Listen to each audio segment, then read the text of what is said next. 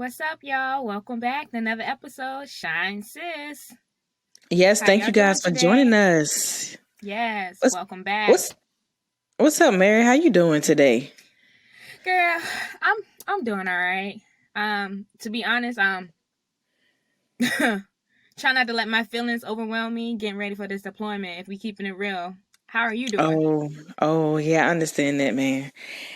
I'm doing all right. I'm doing all right. I can't say much after that because that's like, I dang, know you it'd be know. like boom, boom, boom.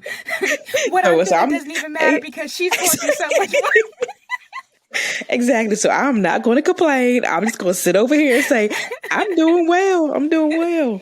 Your I'm not feelings are complaining. still valid. Your feelings are still valid. Thank you for that. Thank you for that. So I guess we should go ahead and get into this. And if you guys were able to listen to our podcast last week, you know that we kind of focused on negativity and how to hush the noise and just to stay positive. And I guess Mary, oh yeah, you gave them some ways that they can speak life into themselves.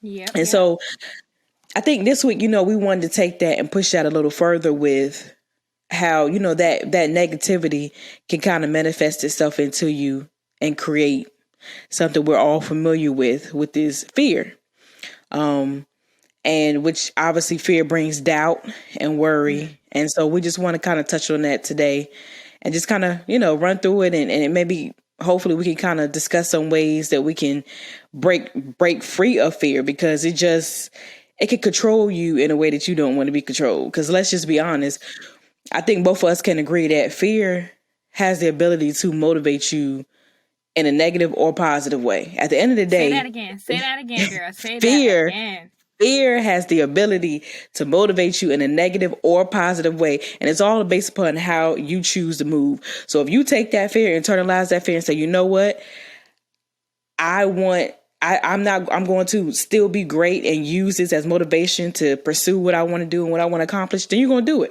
But if you allow that fear to motivate you to stay stagnant and not grow because of what you're worried about on the outside of your comfort zone, then you'll never get to where you want to be. So in either way, the end goal is we got to figure out how do we turn that fear into something positive to get us to move, and not allow it to limit us in our lives. Yeah. But like before we dive into it, like girl, I know we met up early in the week to discuss like what we're gonna really be talking about. And then, was thinking like, how many times fear is written in the Bible? Mm-mm. Girl, too many times to count on two hands. Like I literally sat and Wait, like, time out. Oh, two hands. yeah. Okay, I thought you said two hands, and I was about to say, girl, listen, I know you from the South, but Two hands. Listen, don't be you tripping by the way I gotta. talk, okay? I'm I was trying. about to, I was about to say you got to Two explain that hands. little. Okay, now that makes sense. Okay, continue. I'm sorry, I didn't mean to Once I mess get you to up. talking and I talk fast, you just gotta listen, okay? Okay, I thought it was a new saying, two hands. I was about to say break that down for us, for some of our listeners who may Girl, not know what that means. But okay, you know my bad. what? You made me sick. Proceed. Proceed. Anyways, I was amazed to see like how much fear was written in the Bible, as if God already knew. Like fear is something that we cannot escape. It's just like you said, it's just how we, choose to use that fear to move Hmm. forward. Like, um, everybody knows the famous Psalm 23. That part, yea, though I walk through the valley of the shadow of death, I will fear no evil, for thou art with me, thy rod, that staff, they comfort me. Go Or ahead, girl. even, okay, girl, I knew that by heart, okay, hallelujah. Psalms 27, it was like, the Lord is my light and my salvation, whom shall I fear? So that's just two examples, but fear is written throughout the Bible repeatedly. So that's a key indicator that, like, yeah, fear is all around us. We can't escape it, but it's Hmm. how we choose to use that fear to help shape and mold us. Just, dropping a little gem for you. Right, exactly. That kind of makes me think of. Did you ever see that movie After Earth with Will Smith? Yes, Okay, when he man, that was a I good don't know movie. yeah, it was. I don't remember the whole line, but I just remember when, he made that comment about something like now do not misunderstand me. Danger is very real, but fear is a choice. Now, I know we can kind of dig into that, and you can take it different ways, but just try to look at it on the surface in the sense of thinking about that. Like when he says that the danger of that situation of what his son was going to be going through is going to be real. How you decide to handle that is up to you. So that's what that means in terms of that fear, like going back to, are you going to let it be positive? Or are you going to, to use it as motivation and inspiration to keep pushing? Or is it going to be something that's going to limit you? And that makes me think about something. I mean, I used to have this, like your what do you call it? Your screensaver on your phone or whatever. Oh, yeah, I had a picture that something I used for inspiration was, it was like in the picture, there was a circle, and then in the side of the circle, it said your comfort zone. And then outside of the circle, like up to the top right hand side of the picture or whatever, it said where the magic happens. And I was like, think about that. Like if you're not getting if you are not getting uncomfortable every once in a while, you're not pushing yourself enough. You know what I mean? Like you can't test your boundaries, you can't test your limits if you allow yourself to stay within what you're comfortable with. So sometimes you got to push yourself just to see where, what you're capable of, to see where you can go, what God may have in store for you in another realm. And the only way you do that is by allowing yourself to get uncomfortable and becoming more comfortable with being uncomfortable. You know what I mean? Yes. I mean, take this podcast for example. Like this is not even near like what I would expect that I would be doing, So I'm stepping out of my comfort zone with this right here. So see, yes. And it's funny you say that because I agree with that. I think more of mine is the YouTube part of it, because I am not a fan of really like being on camera. So it was like, bruh, like, oh, that would be nice to have. But I'm like, do I really want to be? You know what I mean? So I was like, oh, I could get behind the idea of doing a podcast because, I'm just talking. Right. They don't see me. They don't know, all that. So yeah, so I definitely agree with you. Like I was saying, we say if we're gonna do this, we're gonna go all out. We hitting all avenues. Right, exactly. And I think something that's also important is when we face situations where we feel that fear coming on, trying to get to the root of it. Like, what are you really afraid of? What are you really afraid of? And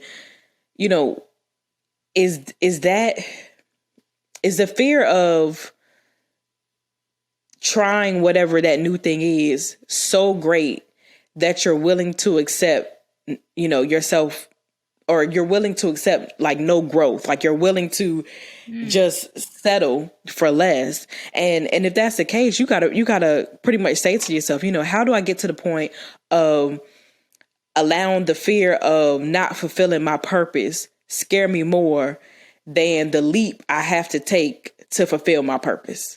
You know what I'm saying? So yeah, yes. I need to make sure that is something that stays in my mind. So the fear of not fulfilling my purpose should scare me way more than whatever leap I have to take to get to where I want to be. And I think when you keep that in the back of your head, sometimes you can be like, you know what, this is hard, but I got to do it. I want to be great. I want to accomplish this. I want to accomplish that. And it's going to take moves. So I feel like, man, we got to use this year 2021. Shoot, y'all done been stuck up in the house for I don't know how long anyway. This is time to make moves. Time to create some changes and stuff, Like so just use 2021 to teach us anything. It teaches that life is short. So you can't continue to, stay and let fear consume you. YOLO. You're right. No, you were absolutely right. So y'all, 2021. We got to figure out something. This includes us and y'all, that you want to do something uncomfortable that would get you closer to your goals. Find something, write it down, figure out what that is. And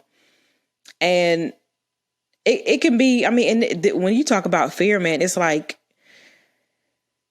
it can range in so many different parts of our lives. Like it doesn't just have to be a career thing. You know what I mean? I mean, shoot, it could be based on family. I mean, think about, the first time y'all moved out to Hawaii, I'm pretty sure that was scary.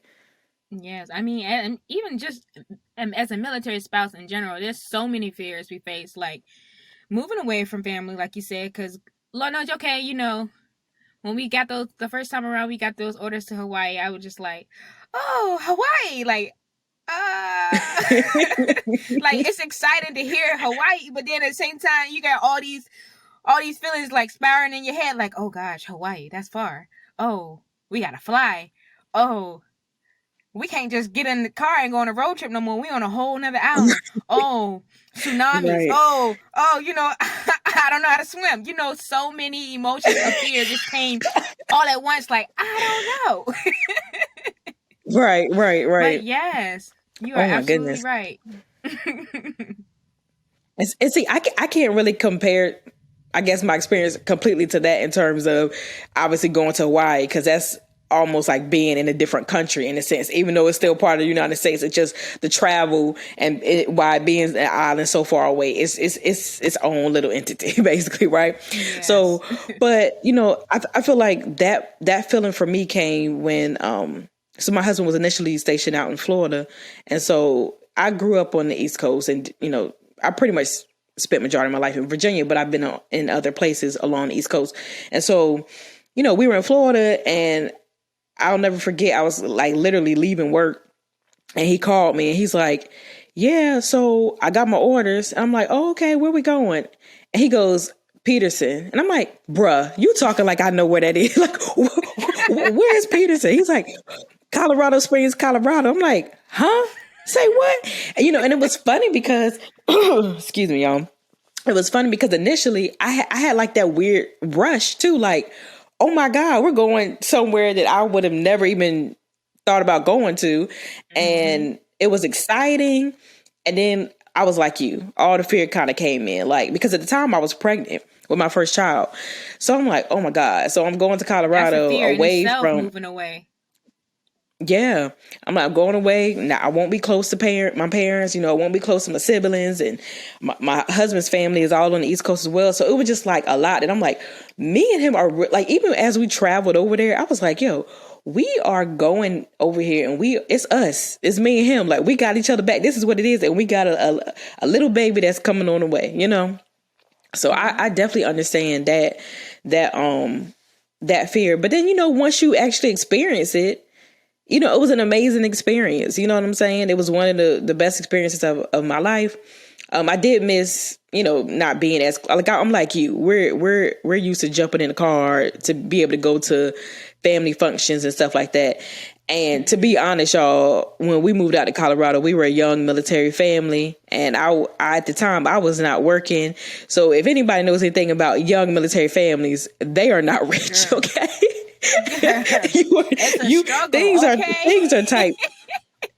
Exactly. So the idea of, you know, some people may say, oh, why didn't y'all just, you know, fly to do this and do that? No, you know, at that time we did not have it like that, to just be coming home all willy-nilly for every little event that was going on with family members and stuff. So I completely understand what you mean when it's like that was just something you had to overcome. But like I said, once you go through the process, man, you're like, you know, this is amazing. This is worth it, you know? Yeah. You mentioned like as a young military couple, you know, we ain't rich, you know, girl. That just brought me back to memories, because I just think about my husband and how he was a E3 going to Hawaii with 5 dependents. Because we had DJ, we had Amira, and then we had custody of my sister and cousin.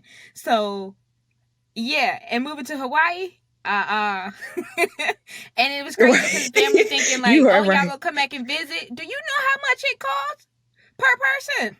Right. No. Right. But yeah. And also, and you've had some experiences on what do they call it? The oh my goodness, I just lost my train of thought. Flights. Yes, I was about to say so. So like, because that's the first thing everybody wants to say is, but don't y'all fly for free? You know, stuff like that. You know what? So I don't know if you want to speak on that, but listen, y'all, MAX flights are not commercial airplanes. They are the military airplanes, meaning you sleeping on the floor. It's cold. It's uncomfortable. You get like cold meals. Like, and then the thing with map flights, they are set up by categories, so you literally have to show up each day, whatever flight you're trying to take out, because they only have a certain amount of seats, and pray and hope that you make that time frame to go to on that flight. And both times we took a map flight, nah. The first time when we took one back home to visit, because he was deployed, on the way coming back, we were stuck in Virginia for 2 extra weeks because Oh wow. every flight, like, it had limited amount of seats, and because the category we was in, we didn't qualify for it. I mean, it was a great experience, but nah, that's the type of thing you do when you don't have any, like, no responsibilities. You don't have anything to do. Your schedule is completely free. Like, you just living life. Right. That makes sense. And you know, brought back those daunting memories. Yes, but like I said, so I know we kind of went on the tangent right there, but getting back to the whole idea of breaking through that fear, I think now, at this point in our lives, if we were to speak to younger military spouses, I think our outlook or our mindset about PCS and everything like that will be a little different than how it was when we were actually experiencing it for the first time. Learning to take advantage of those opportunities when you're getting sent to a new place or whatever, learning the area, experiencing, like I said, going out to Colorado Springs was just a whole different vibe for us. And it was really cool. Like I said, I wouldn't even mind like having a house there. I'll put it like that, because I'm not going to like, yeah, that's what I was about to say. See, but the summers are amazing. But see, let me tell y'all something. I grew up in Virginia, so I'm used to, you get a couple inches of snow, y'all shut down or whatever. You keep it moving, right? Mm-hmm. Colorado, I mean, it'd be 3 feet of snow out, and they're like, "Oh no, girl, we coming to work like regular." Wait, what? I gotta drive. Yeah, like you like, wait, I gotta drive in this to get to work. Oh, okay. I thought because of the snow on the ground, everything. No. I had and I'm like, experience in New York, like snow is like covered like 3-5 feet snow. School buses, they like, oh, just a delay, 2-hour delay for the roads to clear. What you mean? The kids still going to school? Exactly. Like, that's a different type of, like, this is like, I can't. Yeah. Exactly. So yeah. But girl, we need to get focused. We got to get back on fear, because we talking. What's it? I mean, I think. So like the PCSing is something that could be a source of fear for military spouses. Deployment. Also, deployments. We were talking about that. Yeah. But so you were just getting into that. Yes, like, I mean, the fears are just, for every branch is different, and I can only speak off of my branch. I mean, because I know with Army, they are like deployed for like 9 months to 12 months tops, or even more. And I always say, like, right, every branch is different, but when it comes to the submarine community, I think for me it hits harder because they deploy. They're still, the other branches, when they're able to communicate with their families, like via Skype, phone call, video chats, whatever. Submarine lifestyle is different. Like, when they're underwater, Like, we'd be lucky if we get an email once a month, if I'm keeping it real. The only time we actually get the video chat is if and when they pull in support. And sometimes that does not happen. So you have the fear of deployment, just we being separated from each other for a length of time, and then the dangers of what could happen while he's on that submarine. But yeah, just like, you never know, like, what can happen. So many things can happen, like, while they're on mission, safety wise. We won't know until they come back. You just pray that they come back, So that's just a fear in itself. And then, when it comes to deployment, just coming back. Like, I learned that once we moved to Hawaii the first time, because as soon as we moved to Hawaii, like, he deployed, and we like, hold on, um, we don't have our household goods. I don't know anybody. You about to leave me here with 4 kids. Our vehicle isn't here yet. Like, what am I supposed to do? Oh wow. And Right. when he deployed, like, I guess, it is common for military to brief their sailors or soldiers. I'm pretty sure this is standard throughout, all branches of military, where they brief them prior to them coming home, just to prepare them, of how to reconnect with the family, after being gone for so long. Yeah. And I Yeah. didn't realize, like, the benefit of that, because, as a military spouse, you're so used to playing both roles while they're gone. You got your routines and you already got things, so you don't want to bump heads with your spouse when he comes back. But at the same time, you want to reassure him that, he is the head of the household, and allow him to help when it comes to, like, discipline or any task or anything that you were so used to doing for so long by yourself. Right. Right. And see, it's oh goodness, sorry y'all. Get it out. That's Girl. Get interesting. it out. So, because in your situation, see, so when my husband deployed, because I was out in Colorado, I decided not to stay out there by myself with my daughter. So I actually moved back to the East Coast with my mother-in-law and stayed with her. Which, yes, my mother-in-law, y'all, can y'all believe it? I know it's probably a lot of women out there who's like, wait, you chose to leave your house and go stay with your mother-in-law? Yeah. Yes, my mother-in-law. She cool. So I went out there. Yeah, and so like I said, staying with her gave me, I obviously had more help, support with between both of our families. Well, his family, like they there's a lot of family members that live in one city, so there was a lot of support from his family, and then my parents weren't too far, so that was also good as well.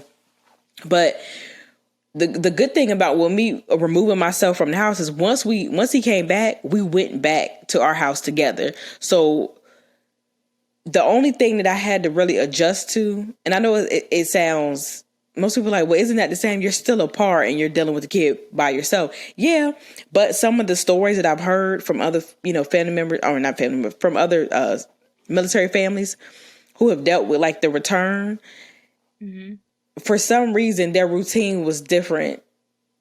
Well, I should say their routine, because they were in their own house or whatever, their routine, your routine at home is going to be different than when you're staying with somebody else. You know what I'm saying? So when I had to come back to my house and get into the swing of running my household again, I was doing that along with my husband as he's getting back into the swing of running our house. So the only difference was with my daughter. I was pretty much used to, like you said, like you're making all the decisions, you're doing everything. So it's like trying to get out of that, because ladies, if I can speak to y'all for a second, one thing you don't want to do. As a matter of fact, there was a woman who told me this one time. She was like, "Listen, sweetie, if your husband dresses your daughter or does her hair and you don't like it," she was like, "Eat it." She said, "Eat it." She said, "Because I promise you, the moment you start trying to tell him that you don't like something, it's going to make him back off from doing it, because he's going to say, oh, well, obviously I don't do it right," because he's going to get discouraged, and then you're going to get stressed out because you don't get the help you need." So I was like, and okay. Y'all know, man, with their pride, they be like, mm-mm. Exactly. Girl, y'all, to the point one time where, no lie, my husband sent my daughter to school in some shower shoes. Now, granted, she wasn't walking at the time. What? She was not. Well, maybe I should call them shower shoes, but the basically, the little sock boot. It's like the little like booties that shoes? Come with the bathrobe. No, not water shoes, but like when you get babies and they have the little robe or whatever that you put on them after you give them a bath. It was what came along with that robe was these little booties or whatever, and they had the same feel as like the sock. So basically, when their feet are wet, it absorbs the wetness. You know what I'm saying? Mm-hmm. And then you could, so they're not, so whatever. So when he dropped her off that morning. So when I came to pick her from daycare, I'm like, what in the world does she got on? But that was when I couldn't let go. I had to pick with him. I had to joke with him on that. But other than that, I was like, you know what? She's right. Like when certain things don't go, it aren't done to my liking, I can't be quick to criticize because then he's going to retreat basically. And so that was an adjustment when he came back, which was pretty much like I said, I'm at that point, I'm just used to doing everything, so trying to get used to being like, oh, okay, yeah, no. Oh, so daddy said you could do this, like that, I guess, feeling or whatever. But yes. But no, I totally get it. Like I said, it's a lot, but like I said, if y'all push through it, I mean, a lot of times there's some good experiences that come through, through these opportunities and stuff like that. Like as spouses, or even if you're not like a military spouse or anything like that, I think it's very important to really, like I said, going back to facing your fears and asking yourself, what are you truly afraid of? Why does the idea of growing in in your career or whatever scare you? Like if you're being given the opportunity to lead at work, what makes you nervous? Is it the idea of failing? And you don't want to be seen as being stupid or being a loser. Like what is it that really is creating these emotions inside of you? It's a root cause to that fear that you're having. Mm-hmm. Like it's just not just gonna come out of nowhere. It could be just something that's just been harboring over you, for years. So it's definitely important to just figure out what is the actual cause of that fear that you're having. Right. Exactly. And remember, like, why are you holding yourself back?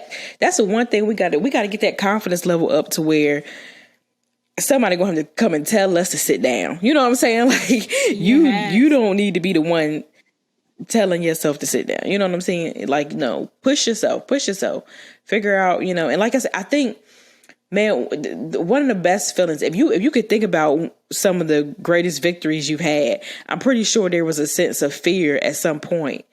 But once you overcame that and achieved or won or whatever goal or what, like, I'm pretty sure that feeling was so amazing that you it's enough to if you could just remember that moment to maybe feed off of that to push you and motivate you the next time you're in that type of position. Yeah, I think, and then we should stop looking at fear as it being negative. Stop looking at it in a negative way, because then that adds to it. Like if we just look, okay, accept that fear, and then just find that positive into it, then it'll be better. We can be able to move on from it quicker. Right. I think, obviously it's February, Black History Month. Also, my birthday month. Shout out to me. But I mean, nobody cares about you say. But hold on, it's February. I am Black History. It's Black History Month for y'all, because for me, I'm Black 365 days of the year. Oh, Black History Month is every day. Right. I just had to throw that. No, I got you. I understand. Matter of fact, and that's the thing. Like I have weird feelings about, because it's so funny. Because like now that my daughter's doing virtual learning, and I listen to the transition, it's like as soon as February comes, and the emphasis on, we're going to learn about Black people. I don't know. It's just like I don't know. I don't even know what to say. And it's so crazy because as you start learning more information, it kind of affects you. Because I know one time in first grade, my daughter came home and she's like, Mommy, what she said? She said, I learned about the guy who discovered, first you said who discovered this world, right? And when she said world, I was like, God, what you talking about, right? I said, God, what you talking about? I said, you mean who created? What we talking about here? And she was like, no, I'm talking about where we live. And I said, oh, you talking about like the United States? And she was like, yeah. I said, what are you talking about? She's like, Christopher Columbus. I said, girl, almost passed out, right? So I was like, I said, oh, so we had a long talk. So, I had to explain that whole ordeal. Because that's one thing I said I wasn't going to do. Because like, I don't understand why I know I'm going on a tangent. I'm sorry. I'm going to bring it back, y'all. I promise. I'm going to bring it back. But why we keep teaching a certain way, and then by the time, because I want to say, I can't remember when I learned the truth. I don't know if it was later in elementary school or if it was like middle school. But once I'm like, why don't you just teach the truth teach it a certain way so they know from the beginning, and it's not like a correction that has to occur. I don't understand that, but whatever. So like I said when she brings certain things to me, I try to be like, Cadence, I know this is what they said, but I'm gonna show you how it goes. So anyways, going back to you know what? And so I'm sorry. You're absolutely right. If we going back to the idea of us being obviously a part of Black history on a daily basis, it's you know, it may be important for us to do this on a every episode type thing, and not just for the month of February, because I guess we're part of the problem in the sense if we're just focusing on it for these next few episodes. I mean, so y'all, you know what? We just learned something. We're going to do better. Fear. So we're going to do better going forward. Okay. Yes, we breaking it. So, you know, one of the people I want to talk about, because I was actually recently teaching my daughter about her, is Ruby Bridges. And I think, you know, she ties into our theme for this podcast in terms of fear. If you're not familiar with her, she's the young girl who was the inspiration behind Norman Rockwell's painting The Problem We All Live With. And she was the young lady who was the first one to go to an all-white elementary school when schools were still, I should say in the South, I'm sorry, because the North had already integrated, but there were Southern states that were still not following the rules. Let's just put it like that. And so it wasn't until I think a federal court ordered like the state of Louisiana to desegregate. And so she was the first one to go to a all-white elementary school. And so what they did was they, I guess, gave the Black students like a entrance exam to make sure that they could handle being on the white education level. And Ruby Bridges happened to be one of those students. Yeah, Ruby Bridges happened to be one of those students who passed. And so she was able to integrate into the school. Now, what's so interesting to me about that is we're talking about a 6-year-old girl who is entering a building consistently, having to be escorted by her parents and soldiers into a building full of people yelling and screaming at her, saying mean things to her. And yet she still had the color of her skin. Yes.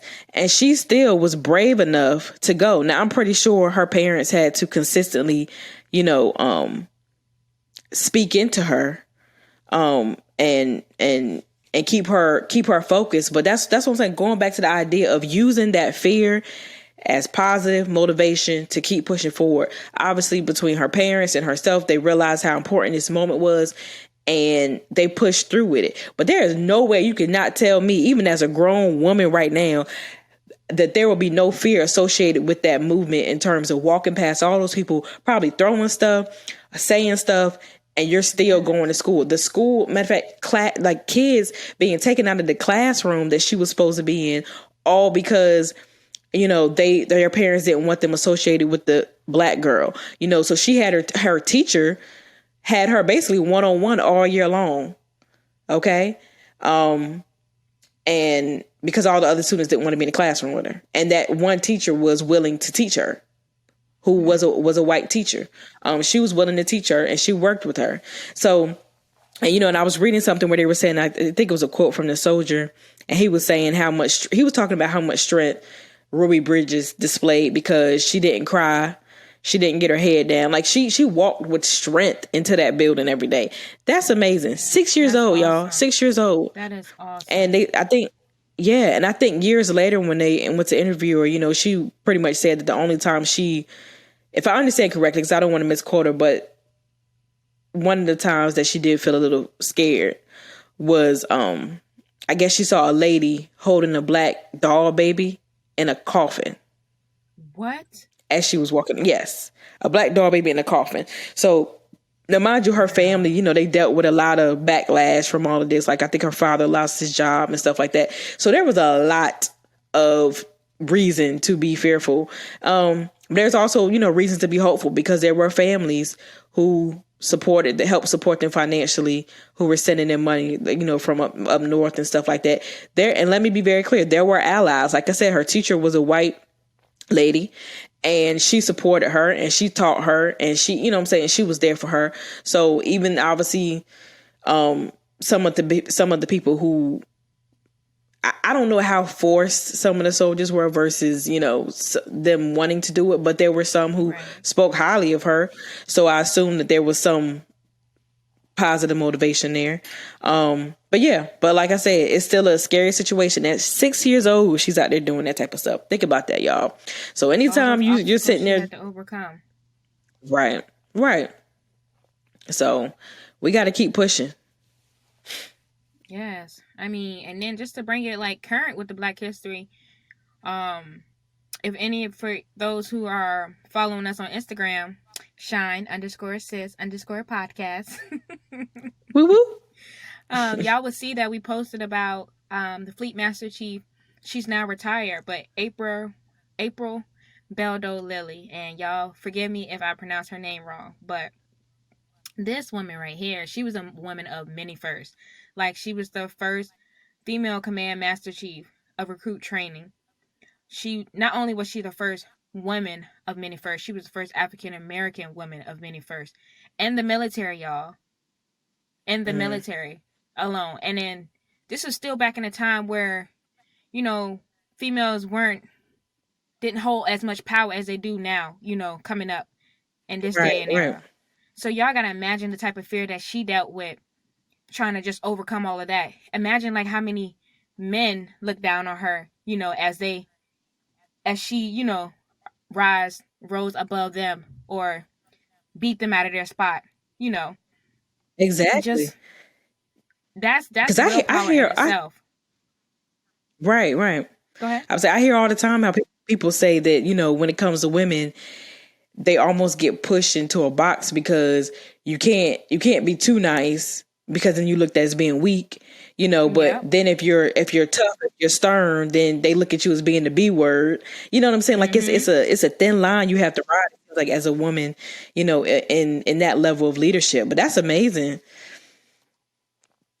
Yes, it is. So I mean, everybody faces fear. Like, it's not. There's no one person that does not face fear. It's just how you choose to deal with it, how you look at it. You look at it from a positive aspect, then that will help you grow as an individual. It will help push you past that fear that you're feeling at that moment, so you can conquer whatever it is you are destined to do. Yes. Amen to that one, because like she said, like, just going back to that example, like, I mean, I'm pretty sure she had plenty of moments of saying, you know what, I mean, I've achieved enough. Like, I can say I'm this, like, I'm good. I don't need to try to break more barriers and, you know, glass ceilings and all this. Like, I'm good, you know. Yeah, and that was just like her first barrier that she broke. Like, she went on to break more barriers than that, and I just listed this the first one. You know, just for her to do all of that in her career as a woman, as an African American woman. Yeah. Shout out to you, ma'am. I won't say sis because you're older than me and I respect my elders. So yes, she started paving the way for all these female soldiers, female sailors, females all over in each branch, you know. So that's awesome. Yes. That's what's up. Okay, so yeah, so we're gonna have to keep praising our people, man. Yes. And maybe, you know, sharing that with y'all on a routine. But like I say, going back to idea of fear, use that fear for motivation. Get stronger. 2021, get uncomfortable. That's our goal. Get uncomfortable. Push yourself. See what your boundaries are. See what your limits are. Like, what? No, you know what? No, don't see what your limits are, because we ain't got no limits, y'all. We ain't got no limits, okay? Go beyond. Go No beyond, limits. sis. Exactly. So let's push ourselves, but we only gonna push ourselves if we just keep trying stuff, man, and see where you fit in, man. All right, y'all. Well, with that being said, I think it's time for us to go ahead and get into this daily affirmation. Yes, and let this be your motivation to push through that fear, y'all. We got this. We got this. Yes, I am enough. I have the power to create the life that I desire. I am worthy of my dreams. I am worthy of my dreams. Go ahead, sing it, girl. Sing it. Sing it. Put a little. Can you sing? Worthy of my dreams. There we go. Remember that, y'all. Yes, every time that fear sets in. Every time that fear sets in, I am worthy of my dreams. You deserve to be here. You're here for a reason. You are worthy of them dreams, girl. Go get them. And remember, shine, sis. You got this. You got this, girl.